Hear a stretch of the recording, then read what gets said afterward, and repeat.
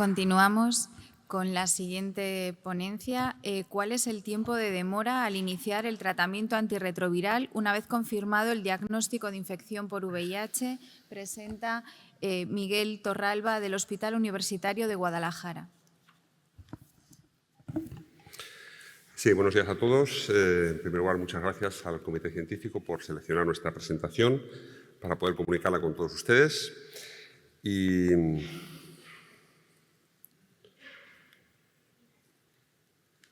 Bueno, por supuesto, agradecer a las personas que han colaborado en este trabajo. Hemos sido 8 hospitales, 4 de Castilla-La Mancha y 4 de Madrid.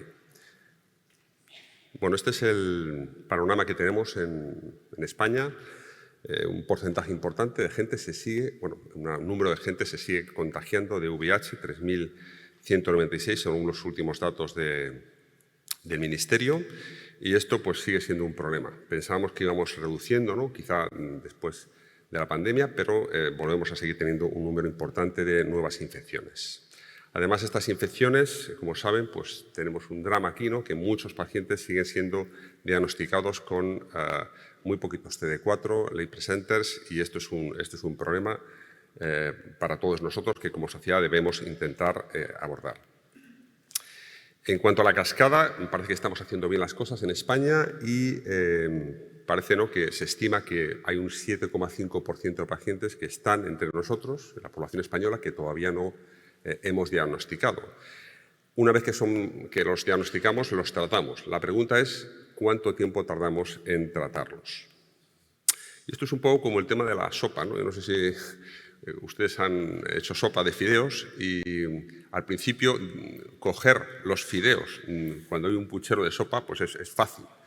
Pero cuando vas echando los fideos, poco a poco van quedando menos fideos en la sopa. Y muchas veces, cuando ya hemos diagnosticado a muchos pacientes, es más difícil, cada vez más difícil, encontrar a esos pacientes que están diseminados y no somos capaces de encontrarlos. Además, tenemos que tratarlos pronto.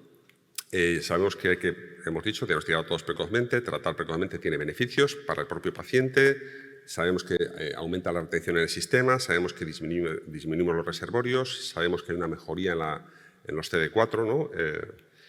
Y luego, sobre todo, tiene un beneficio para la sociedad porque evitamos nuevos contagios a otros pacientes.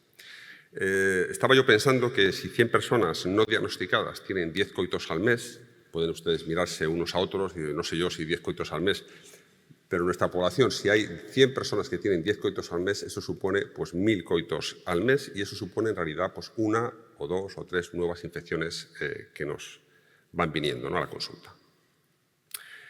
Como ustedes saben, las guías de práctica clínica todas recomiendan iniciar el tratamiento antirretroviral lo más precozmente posible. Esta frase puede variar entre unas guías y otras, pero en resumen, básicamente todas dicen lo mismo.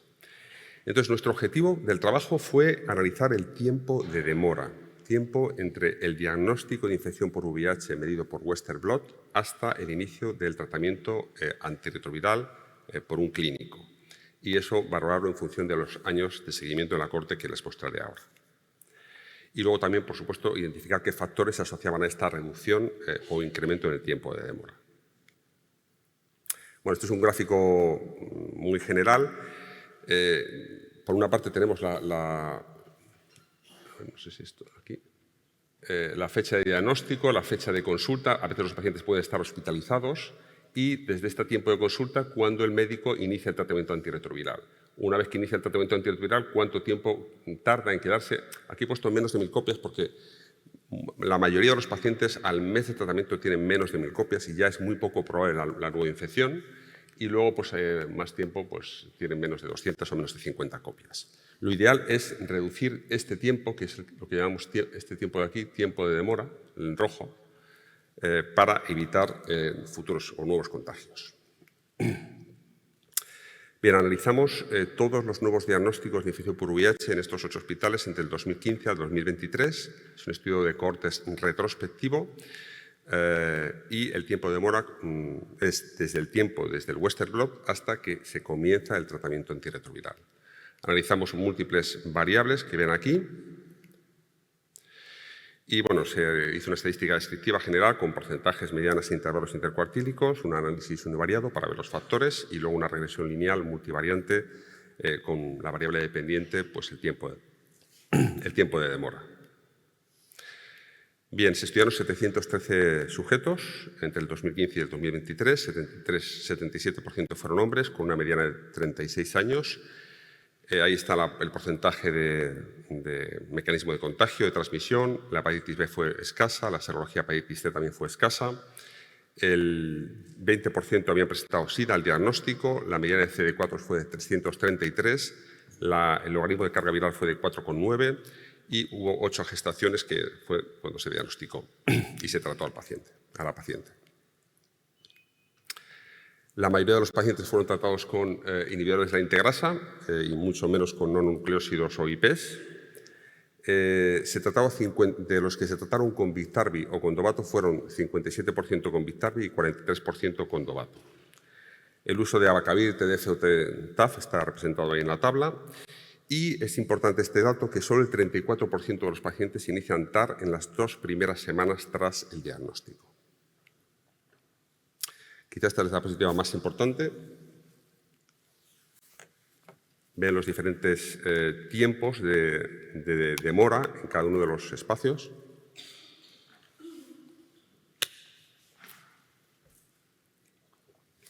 Y como ven, pues aquí son 22 días y casi lo más interesante es que hasta un 25% retrasan el inicio del tratamiento hasta 51 días. Es verdad que hacemos bien las cosas en cuanto a que los clínicos, cuando vemos al paciente, la mayoría o muchos de nosotros empezamos tratamiento el mismo día que los diagnosticamos. O sea, la estrategia Test and Treat pues, está funcionando y la mayoría de los pacientes tienen un 90%, pues al mes tiene ya una carga viral indetectable. Bueno, indetectable, menos de 1000 copias, que evitan mucho la transmisión. Pero hay 77 días de mediana desde que se diagnostica hasta que finalmente el paciente es probablemente poco transmisible. O sea, que hay un tiempo aquí que tenemos que reducir como sea. Bien, en cuanto a los años, se ve que claramente, según va pasando el tiempo, vamos haciendo mejor las cosas y esto es algo muy importante. En 2023 el tiempo de demora se ha reducido ostensiblemente. También no es lo mismo que un paciente sea diagnosticado en atención primaria, que sea diagnosticado en consultas externas, que sea diagnosticado durante una hospitalización o que sea diagnosticado en urgencias. O sea, que la primera prueba diagnóstica fuera en urgencias. En cuanto a, por supuesto, los pacientes con SIDA tienen menos tiempo de demora que los pacientes que no tienen una enfermedad definitoria de SIDA. Y luego, aquí no se ve bien. ¿Curioso? No se ve bien. Pues aquí lo que dice es que básicamente el Dovato, no sé aquí el gráfico, pero vamos, perdón, el Dovato tiene un tiempo de demora un poquito superior al Biktarvy, esto es estadísticamente significativo en un análisis univariante. Cuando analizamos el tiempo desde que se ve en la consulta hasta que se inicia el tratamiento, ahí no hay diferencias entre Dovato y Biktarvy, en un análisis univariante. Este es el análisis univariante con las variables que se asociaron a una reducción en el tiempo de demora. Vemos que el SIDA, utilizar Biktarvy frente a Dovato, el ámbito de diagnóstico se asoció con una reducción en el tiempo de demora. En cuanto a las variables cuantitativas, la edad no se asoció, pero sí el año de diagnóstico, como hemos visto, a mayor incremento de CD4, mayor tiempo de demora, y cuanto mayor carga viral, menor tiempo de demora. En un análisis multivariante, estos fueron los factores que se asociaron a una reducción del tiempo de demora, que fue básicamente el año de diagnóstico, el ámbito, el presentar SIDA, los CD4 y la carga viral. No hemos introducido algunas otras variables porque era complicado para el análisis, como era la gestación, pacientes con meningitis tuberculosa o meningitis criptocócica, y luego tampoco vimos diferencias entre hospitales de Madrid y hospitales de Castilla-La Mancha. Y como conclusiones, pues decir que existe yo creo, un importante margen de mejora para reducir este tiempo de demora. Desde que diagnosticamos, probablemente desde que se diagnostiquen hasta que el clínico lo ve, quizá estamos perdiendo un importante tiempo y la comunicación microclínico es fundamental. y que los factores o las variables asociadas de forma independiente a una disminución del tiempo de demora pues fueron el año de diagnóstico, cada vez hacemos mejor las cosas, el ámbito del diagnóstico, el presentar SIDA, la disminución de CD4 y nos sorprendió esto del logaritmo de carga viral elevado. No creemos que a priori tuviera nada que ver, pero nos ha salido en el análisis multivariante. Y nada, decir que los pacientes con carga viral indetectable no contagian, indetectable es igual a intransmisible, utilicemos la PrEP y no nos olvidemos del preservativo. Cuanto antes tratemos, menos se contagiarán los pacientes. Nada más.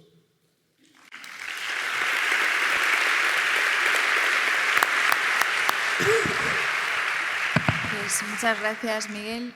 Abrimos tiempo de debate. Tenemos muchas manos levantadas.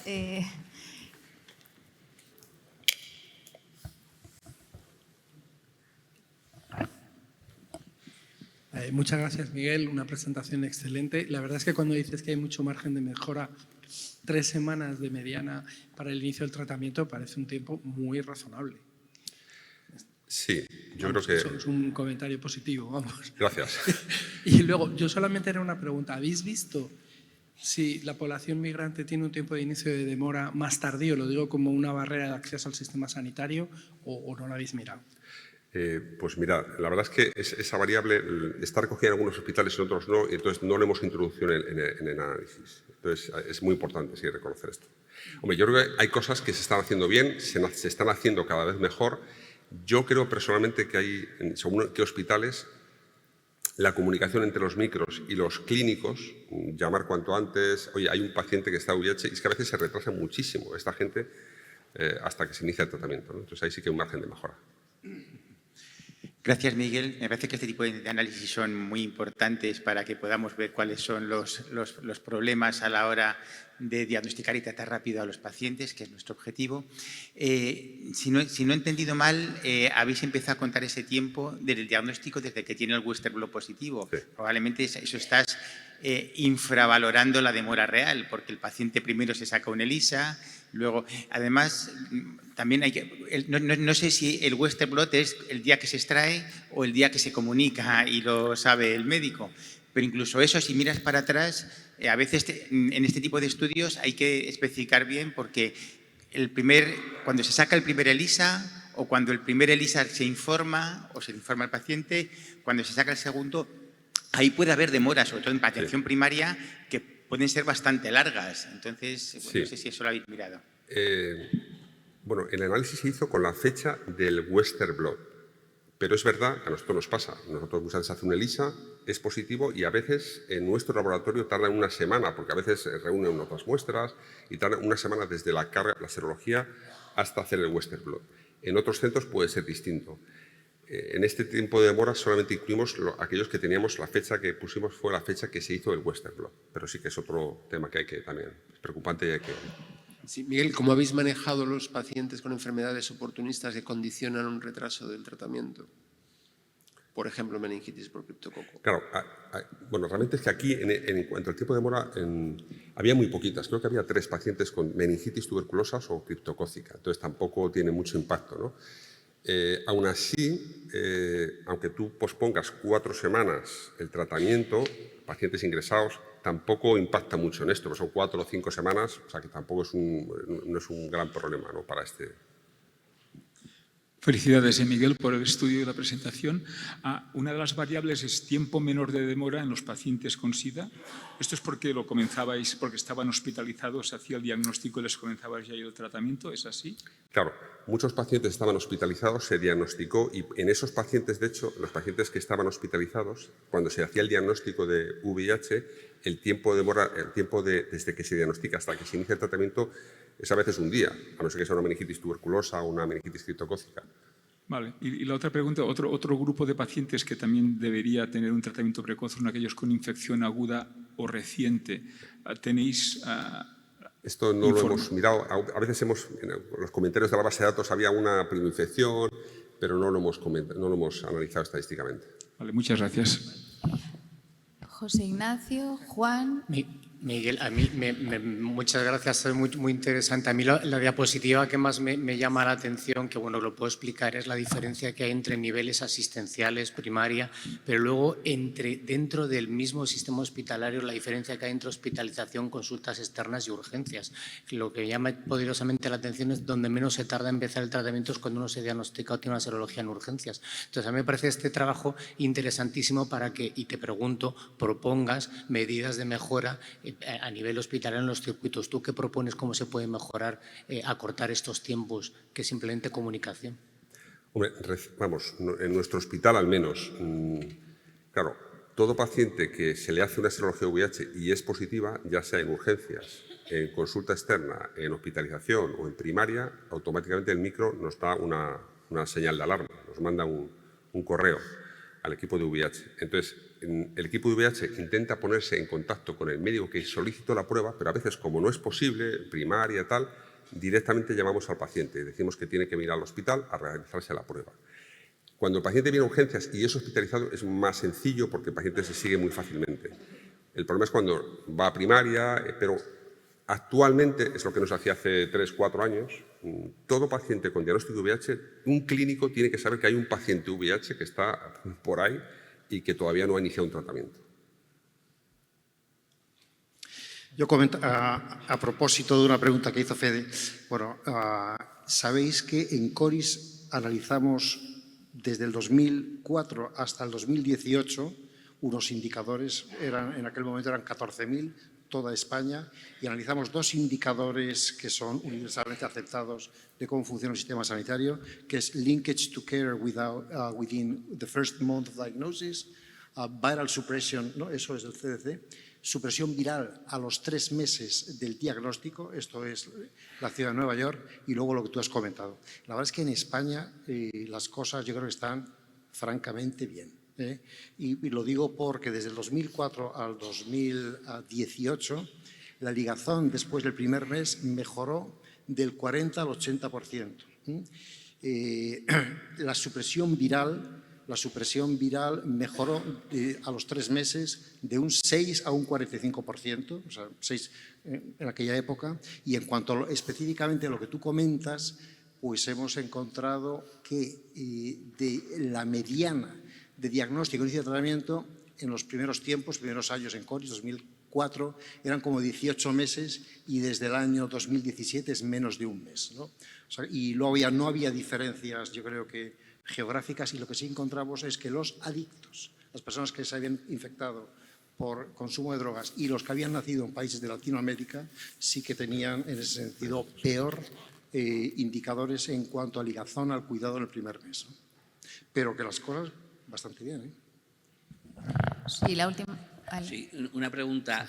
Lo digo porque puede ser importante y para gente que repliquemos otros estudios similares. ¿Qué hicisteis? O había pacientes que participan en ensayos clínicos. Yo creo que hoy en día es un factor que estamos retrasando probablemente y habría que tenerlo siempre en cuenta en los estudios como este. No sé si vosotros en la corte había pacientes con ensayos clínicos y si esa variable la tuvisteis. Sí, buena pregunta. La verdad es que ensayos clínicos en NAIF no había en la corte, salvo en el 12 de octubre que se excluyeron. Hubo 2 o 3 pacientes que se excluyeron del estudio porque no.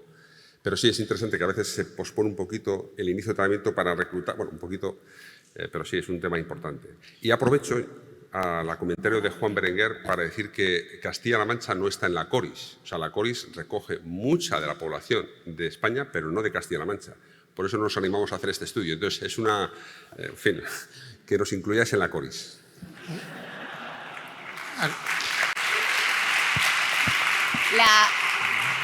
Oye, Sí, hay una última pregunta. Susi. Eva, Sí. Perdona. Bueno, pues venga, como vamos bien de tiempo, pequeño Susi, comentario. y haces. Vete preguntando tú si quieres. Bueno, primero felicitar a Miguel, creo que es un trabajo excelente y tener estos datos es importantísimo. Me quedo con 2 cosas. Una, que vamos mejorando, y otra, que yo creo que no debemos de perder otro tiempo, que es desde la infección hasta el diagnóstico. Ahí es donde está el tiempo. Ahí es donde está el tiempo de la persona seropositiva que transmite. Totalmente de acuerdo. Qué difícil. Bueno, Solo una cosa, que algunos laboratorios de microbiología ya están implementando el diagnóstico en un solo paso.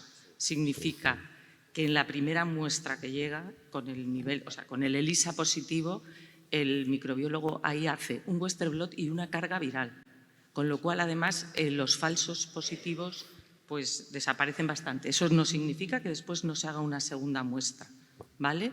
Pero eso acorta. Y luego el microbiólogo, por lo menos en nuestro hospital, va a avisar al médico de atención primaria si se le complica. En paralelo nos avisa a nosotros. Efectivamente, siempre hay pacientes que no les localizas, pero que eso acorta mucho.